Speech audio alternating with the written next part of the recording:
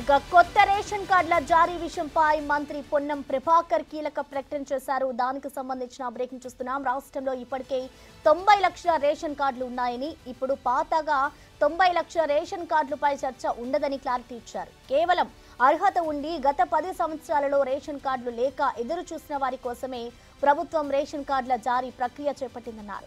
గ్రామాల్లో జరిగే సర్వేపై ప్రజలకు ప్రతిపక్షాలు అపోహలు కలిగిస్తున్నాయని ఆరోపించారు. ప్రతిపక్షాల ఉచ్చులో పడకుండా ఎవరికైతే రేషన్ కార్డు రాదో వారు సంబంధిత అధికారికి ఫిర్యాదు చేయాలని సూచించారు. ఈ నెల 26 నుంచి రేషన్ కార్డుల ప్రక్రియ మొదలవుతుందని తెలిపారు పొన్నం. 2,81,00,000 మందికి సంబంధించిన 90 లక్షల రేషన్ కార్డులు ఉన్నాయి. ఇప్పుడు వాటికి సంబంధించిన అంశం కానీ ప్రస్తావన కానీ ఈ కొత్త రేషన్ కార్డు పంపిణీలో లేదు.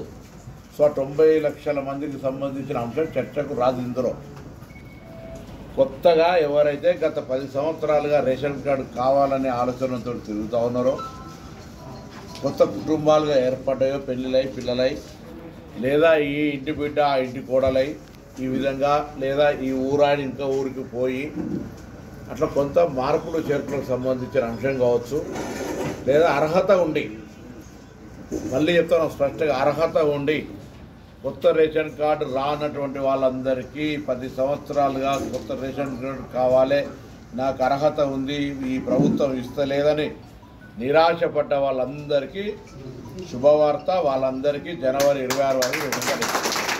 అయితే ఇందులో ఎప్పుడూ తప్పులు లెక్క పెట్టే ప్రతిపక్షాలు దీన్ని కూడా రాజకీయం చేసి గ్రామాల్లో సర్వే జరిగే సందర్భంగా ఒక అంశం చర్చ చేస్తున్నారు.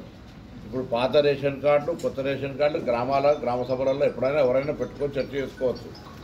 ఎలిజిబిలిటీ రానులు ఎవరైనా ఉన్నా కూడా మళ్ళీ చెప్తాను, రాష్ట్ర వ్యాప్తంగా రేషన్ కార్డుకు అర్హత ఉండి రాకుంటే ఎవరైనా మీ సంబంధిత అధికారికి కానీ మీ దగ్గరలో ఉన్నటువంటి ప్రజాప్రతినిధికి ఏ నియోజకవర్గమైనా సరే మీరు విజ్ఞాపన పత్రం ఇవ్వచ్చు. దయచేసి అనవసరంగా ఎక్కడైనా పొరపాటున ప్రతిపక్షాలు రెచ్చగొడితే దయచేసి దానికి సంబంధించి ఎవరు కూడా అటువంటి రెచ్చిపోయే తప్పుడు సమాచారాన్ని స్వీకరించొద్దని కోరుతాను.